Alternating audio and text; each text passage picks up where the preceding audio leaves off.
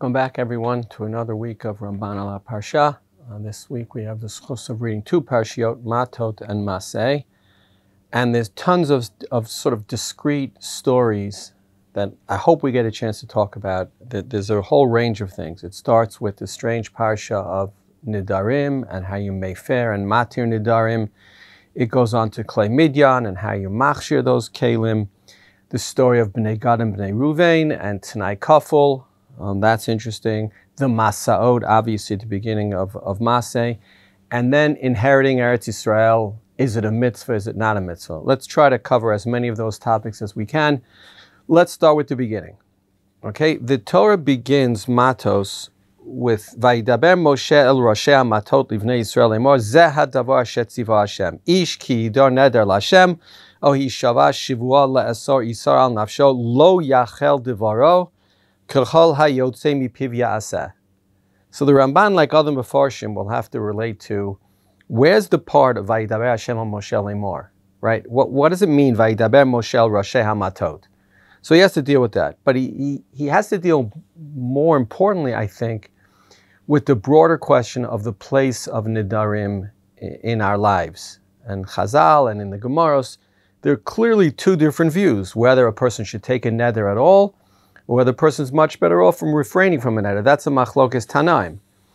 And so the Ramban, I think with that as background, the Ramban says a fascinating thing here. In the first Ramban of the Torah, on the Parsha, in the middle of that first Ramban, it's Pasuk Bet, the Ramban says as follows, Vitam vayidaber Moshe el Roshei Hamatot. Why just Roshei Hamatot? Why not to Bnei Yisrael? Ki ein sorech lelamed lechol Bnei Yisrael she'ahav v'habal yecholim lahafer nidrei inui nefesh.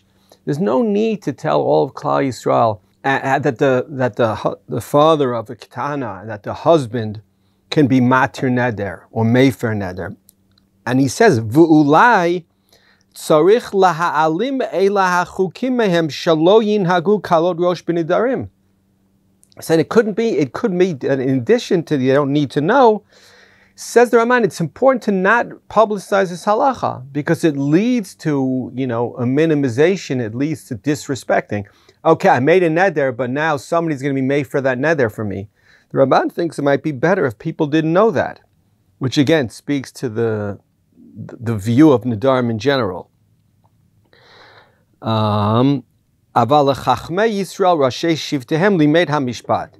Okay, but the leaders of Bnei Israel have to know this. V'yirmoz od lemidrash rabotenu kilu Rashei Matot yad v'shem b'nedarim yoter mishar ha'am sheyachid mumcha matir haneder. Right, that's the din. A yachid mumcha, you don't need three judges. A yachid mumcha could be matir neder. So that may be that hint. Now, the Ramban's going to deal with another point, which is the Gemara says that heter nedarim parchot ba'avir. Much like the Lametes Malachos, it's hinted, it's not in the Torah. But the Ramban thinks he's figured out where the hint is, and he says, V'hinei, heter hanedarim lo nitparesh ba'Torah, aval hu halacha l'Moshe misinai. Tila'o ha'katuv b'chut hasara, k'mo shamru, heter nedarim parchim ba'avir, ve'ein lahem al mashi yismocha. Right? It's not really a pasuk in the Torah. Ella, says the Ramban, it kind of is. Sheramaz lo hakatuv lo yachel devaro. The word lo yachel devaro, the Ramban thinks is key. Kilomar, shelo amar lo ya'avor al devaro. Aval tziva shelo yichalel devaro shelo ya'aseh neder chilol. Don't disrespect the neder. Says the Ramban, the Torah uses the word lo yachel to tell you have to take Nedarim seriously and you can't disrespect them. Ki b'va'o lebeitin v'imtzu lo petach. Because let's say you want to be matir neder and you come to Bezdin and they find a petach, and if I'd known this I wouldn't have made the neder. And nenu mechaleloto, so that's not called chilul the neder. V'atam b'zeh kasher amarti she'asa heter haneder v'hashvua kisitrei haTorah shelo yomru ela l'reuyim lahem v'yichtavu birmizah. Okay, so it's a fascinating Ramban in that A, he has a halacha in the Torah that he thinks perhaps shouldn't be publicized, maybe even should be hidden. That's why it's just to Roshei Hamatot. And he says it's true. The Gemara says that heter nedarim parchim ba'avir. It's floating around. There is no source in the Torah. But the Ramban thinks, well, there is kind of a source, and that's the word, the use of the word lo yachel devaro. The use of the word yachel instead of lo la'avor means don't disrespect your neder. When you take a neder, take it seriously.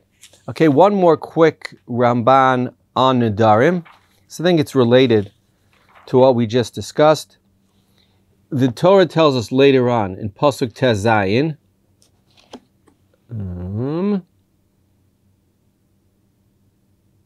V'im hafer yafer otam acharei shamo v'nasat avona. Right, so the Torah tells us a story where a husband heard, pretended he heard the neder. Right, the rule is the husband has to hear the neder, and on that first day, if he's made for the neder doesn't apply.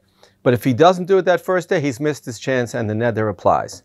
What if he heard it later on and he pretended, right? So that's a problem. And that's going to be, so who's going to, if he pretended to be able to be made for the neder, but he didn't do it. So the Torah says it's his sin, not her sin. And the Ramban says, V'nasa vono. So first he quotes Rashi. Hu muchnas tachteha lamadnu shehagorem takala lechavero hu nichnas tachtav l'chol onshin. Right? It's a type of lifnei iver lo titein michshol. If you're really responsible for the neder, you pretend you were made for the neder, but you didn't. So Rashi says you're going to be punished and not your wife. And the Ramban agrees and expands. V'nireh sheha isha hazot shogeget o muta. She's completely shogeg, or she made a mistake. Ki hakatuv medaber bebaal sheshama ve'ein ha'isha yodat bo.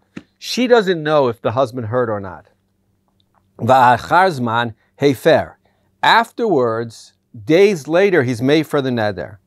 Va'amar lo shehu yom shamo, and he pretends that was the day that he heard, and therefore he can be made for the neder. But in fact, he had heard it a week before, and he doesn't have the authority anymore, so he misleads his wife.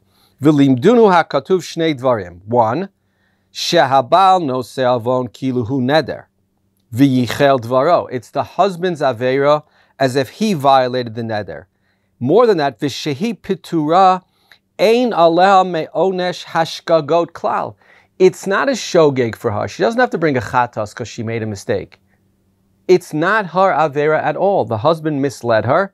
Therefore, she's completely fine. Aval im ha'isha yodat shelo hefer biyom shamo. If she knows the halachos and she knows that he wasn't made for the neder the day he heard it, uvikiya badin hazeh hinehi chayevet. If that's the case, then she is chayevet. V'gam habal eino gorem atakala aval onsho k'mi she'achol limchot v'lo micha. In that case also, it wouldn't be the Baal's avera, but he contributed to the avera in some way. Last point. Interesting insight of the Ramban. V'hizkira katuv ze b'Baal v'hu adin la'av. The Torah tells you that's the halacha with respect to the Baal. It would also be the halacha with respect to the Av. Their halachas are more or less parallel. Aval diver hakatuv behoveh. But says the Ramban, the Torah is looking at how it's likely to happen. Ki ha'av yishtamer mizeh lahavat bito. Fathers love their daughters, and therefore they're not going to do this. V'habal ulai yisna ota v'choshev latet aleh asham. There could be a case, says the Ramban, where the husband hates his wife. Any number of circumstances, they're married and it's not a marriage that people are committed to. Anyway, he says that's why the Torah explains the halacha with respect to a husband being made for his wife's neder. It is in fact the same case if a father does it on the day that he didn't hear the neder and he misleads his daughter. But the Ramban says a father's never going to do that to his daughter because parents love their children. But husbands, sadly, don't always love their wives. Okay, more to say on that. But let's move on to just an interesting halacha with respect to klei midyan. Okay, the Torah tells us in the middle of, after the Nedarim, Torah tells us about the war with Midyan, and then the Torah spends a long time explaining how they divided the booty, the shalal, and who got what, and what the halachos are in terms of klei midyan, and if you inherited it or not. And so the main part of the parsha, the Torah says in Pasuk Chaf Gimel,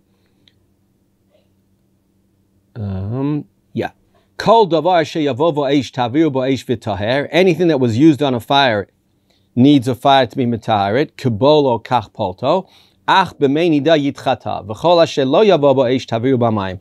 So Ramban just wants to clarify something clear, and he says in Pasuk Chaf Gimel, Ein hakli shenaga b'meit o b'nivela nitar ba'eish. The Torah is not saying that you could be metaher a kli by putting it in fire, that you be metaher a kli with one of those, torch blowers that you use Erev Pesach. No, says Ramban. She'ein tfilat haTorah ela b'mayim. The way you make something tahor is in a mikvah. That applies across the board. Ulefikach hutzruchu rabotenu lefaresh shezo hatara lehagila me'isurei hama'achalot shebalu biyad hagoyim v'zeh emet b'li safek. Says Ramban, no, what we're talking about here is two separate things. One is making a kli kosher. The second one is making a kli tahor. So if you bought a kli from a Gentile, you have to put it in mikvah. That's going to make it tahor. But if you bought a kli from a Gentile and it was used with treif, then you have to follow these halachas of klei midya. And then kol davar shevo ba'esh taviru ba'esh v'taher, and then you can put it in a mikvah. It's a two-step process. One is making it kosher. The second one is making it tahor. And those are two separate things. It says the Ramban, don't confuse the two, even though it's a very long parsha, and even though you might confuse them. Okay, that's the second big point in the parsha. The third big point in the parsha, and it's really the last one in Matos, is what we call the T'nai of Bnei Gad and Bnei Reuven. Right, so last year we talked about Moshe's, I say almost irrational, Moshe's fury at the request. Obviously they're going into Eretz Israel, and Bnei Gad and Bnei Reuven come to Moshe Rabbeinu and they say, you know what, we'd like to stay in Ever HaYarden. We have much cattle, we're very heavy with cattle, let us stay here. And Moshe is furious, right? And Moshe says to them, you're basically the Meraglim again. V'lama tiniyunet leiv b'nei Yisrael me'avor la'aretz asher natan lahem Hashem. Ko asu avotechem b'shalchi otam mikadesh barnei lirot et haaretz. Okay, Moshe is really, really angry in a way that you could see Moshe's perspective. And the Ramban, which we're not going to read together now, we did it last year, the Ramban talks about how Moshe is seeing in front of him the Ched HaMeraglim again. And after 40 years, when everything was supposed to be fixed and was supposed to go into the Midbar, this is what's happening to him. And he's furious, right? And the famous pasuk, Vayom Moshe l'vnei Gad v'nei Reuven, ha'achechem yavo la'milchama va'atem teishvu po, a pasuk that has certain resonance now, given what's going on in the land of Israel. My son once told me that there was a big Haredi rally against the army, and he passed by a big sign that said exactly this, right? The big sign said, Ha'achechem yavo la'milchama va'atem teishvu po, obviously intending to say, you have to go to the rally. But the context of the pasuk is, no, you have to go to the army. Okay, but let's leave that aside, right? But then, what's the answer of Bnei Gad and Bnei Reuven? So here is an interesting Ramban. Go to pasuk Memtes.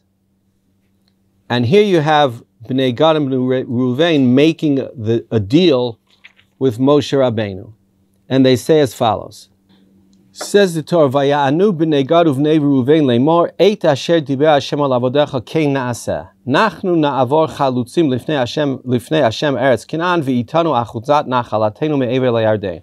So the first thing says the Ramban on Pasuk Lamed Aleph. Amru lo, Ein adonenu tzarich letzavot aleinu b'tnai kaful. Right, famously Moshe Rabbeinu says, if you do this, then you can inherit it, and if you don't, you won't. And that's how we learn the rules of Tanaim, that they have to be repeated. He says, but you don't have to do that to us. Chalila la'avodecha me'avor al masha adoni mitzaveh.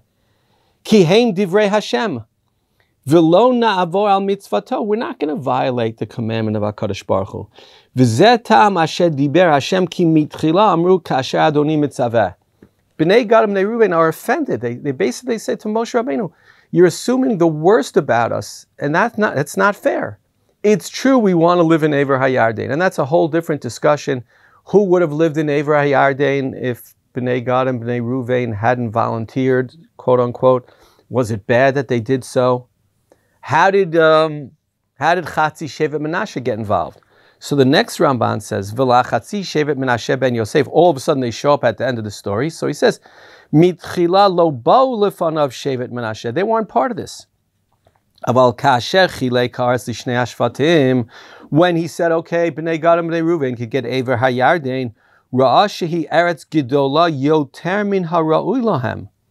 Ubikesh mi sheyirtze lehitnachel imahem. He saw basically that everybody else is going to complain because Bnei Gad and Bnei Reuven are getting an enormous piece of property. So he said, we need to put more people in it. V'hayu anashim mishevet menashe sheyirtze ba, ulai anshe mikneh hayu v'natan lahem chelkam. So then there were people from Shevet Menashe. The Ramban explains later on. It's not literally half of Shevet Menashe. We call it Chatzi Shevet Menashe, but it's less than that. It's a portion of Shevet Menashe, but it helped to balance out the Nachalot, and so it worked.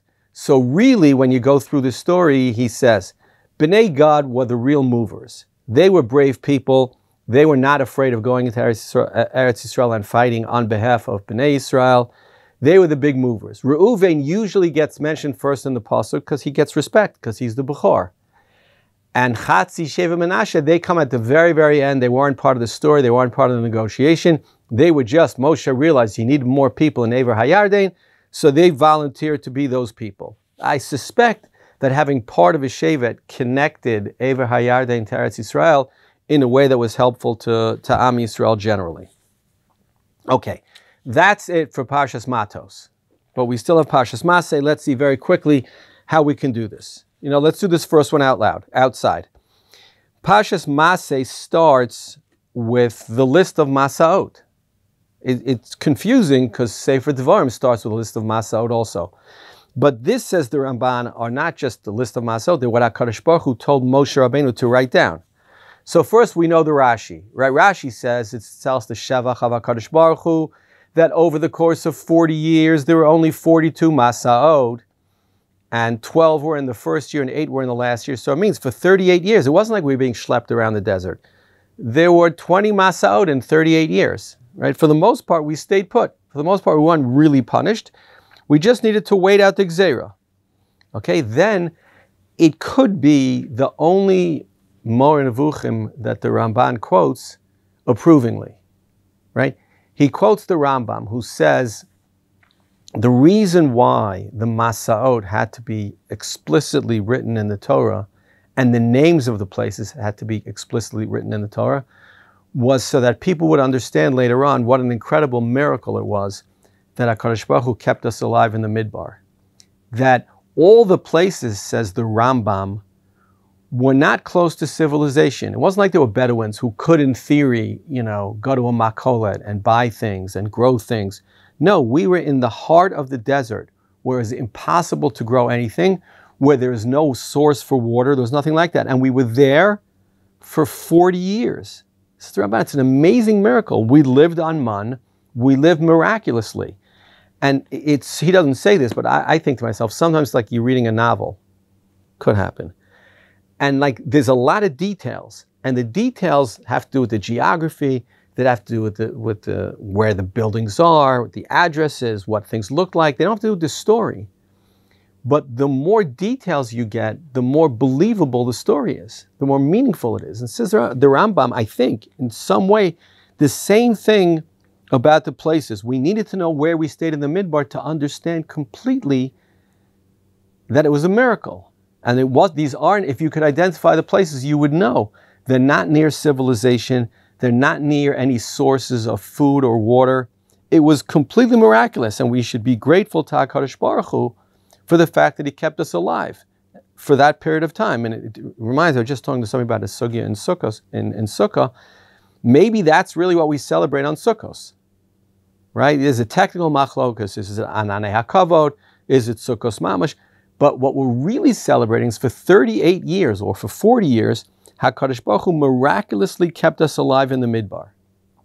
And the Ramban does not reject that at all.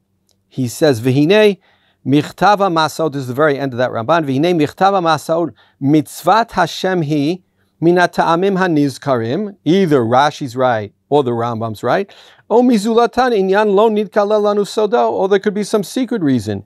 Ki al pi Hashem davek im vayichtov Moshe. The point is, says the Ramban, it's Davekim Vayichtov Moshe, meaning God told Moshe to write this down. Lo kedivri Rabbi Avraham, not like the Ibn Ezra Shamashu Davekim L'Maseihem. Shekvar Hodinu Zeh Al Pi Hashem Yachanu Al Pi Hashem Yiso. The Ibn Ezra says what it means is they did what God told them in terms of the Masaot. The Ramban says no, it means Moshe did what God told him in terms of writing down the Masaot, because that was the big miracle. Okay, that's the Masaot. Now we come to, especially for us, a really, really significant Ramban. And this is the Ramban that points to what the Ramban claims is the source for the mitzvah d'oraisa of living in the land of Israel. It's Perek Lamed Gimel, Pasuk Nun Gimel.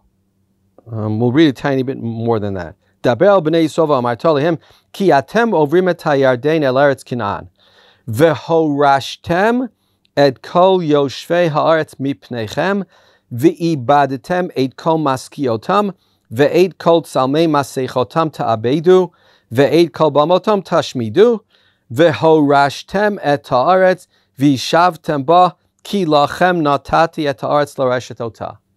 Okay, now, you could, before we even look inside, you could either see that as a nevuah, as Rashi does, as probably the Rambam does as well. Kadosh Baruch Hu is telling you, this is what will happen.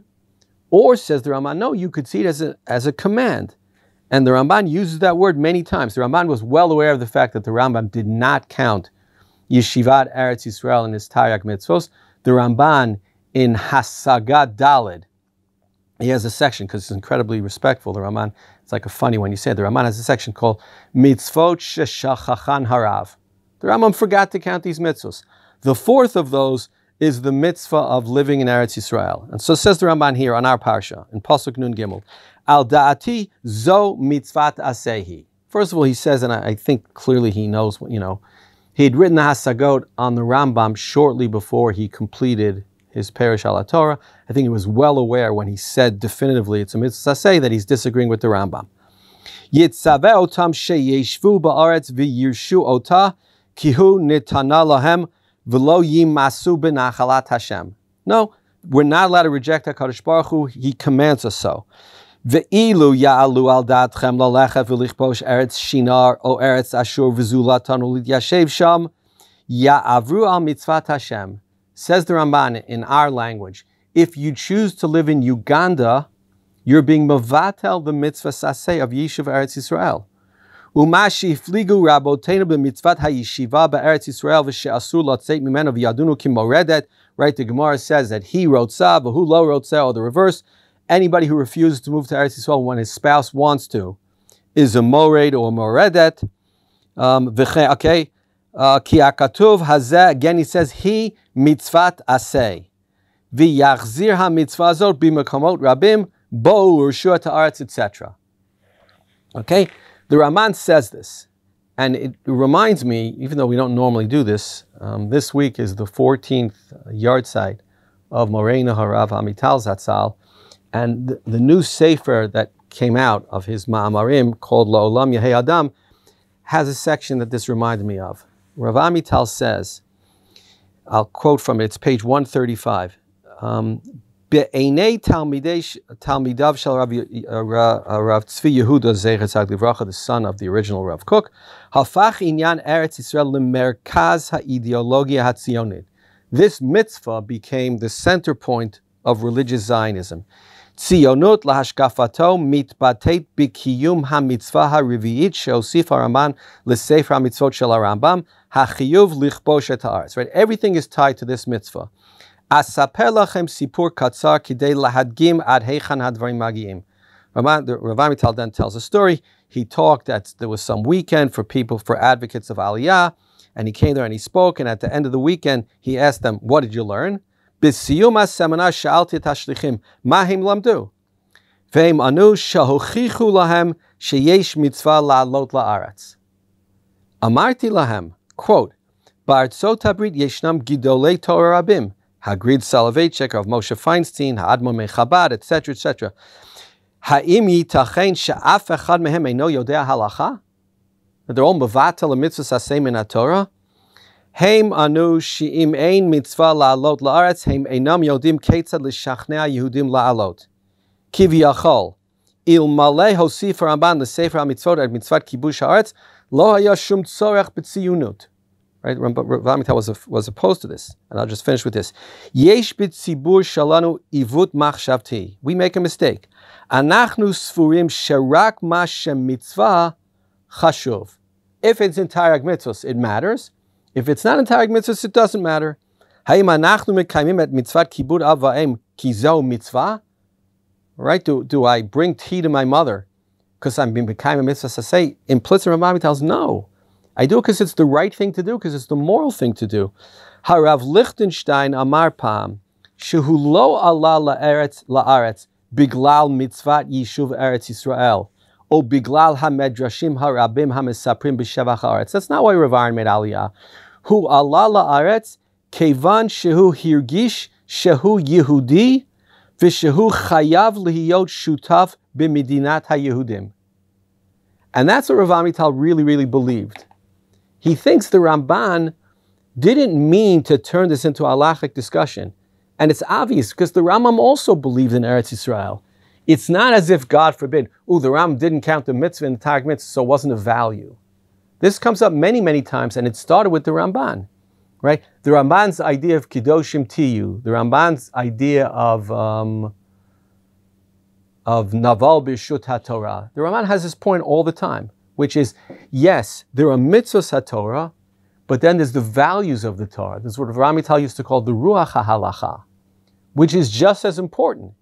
It just happens to be. It's not in Targum mitzvos. And Rav Amital felt this strongly. If you read Chumash, you realize, right, the goal of Chumash is for Jews to live in Eretz Israel from Bereshis till the end of Devarim. Okay, and coming into Eretz Israel is the purpose of the Bria. And it's a natural, it's a moral thing. It's the way we're supposed to be. Not just because it's a mitzvah satorah. It's because that's what Jews do. Jews want to live in their land. Jews want to support their land. Jews want to feel part of Jewish history. And I think it's a significant point to make. I don't think the Ramban meant, when the Ramban in the end of the 1200s or the early 1300s became the first Jew in history to be exiled to Eretz Israel, right? I don't think the Ramban was excited because it's a mitzvah. Of course it's a mitzvah, and of course he was excited for that, but he was more excited because it was the fulfillment of his life's goals. Because he got to live in Eretz Israel, because he got to see all the places, because he got to be part of. We count continuous Jewish population of the city of Yerushalayim from the Ramban, right? 800 and something years ago. Until 1948, of course, when Jews were exiled from Jerusalem for the 19 years until 1967. It was a significant historical event. It may have also been the fulfillment of a mitzvah, but says Rav Amital, there are bigger ideas than that, and I think the Ramban would agree. And the fact that we paskin like the Ramban that it's a mitzvah is beside the point. It's like the discussion that people have about halal on Yom Ha'atzmaut. That's not really the machlokas. That's not really the discussion. If you say Hallel, you're a Zionist. If you don't know. It's how you feel. It's how you relate to the land of Israel. Okay, sorry for the exceptionally long rant there, but I feel strongly about it, and I think it's a significant point. Again, not just in Rav Amital's worldview, but in the Ramban's worldview, and it comes up in many, many places, as we've mentioned before, and as God willing, we'll mention again. That's it for today. Yashkach to everybody, and Shabbat Shalom.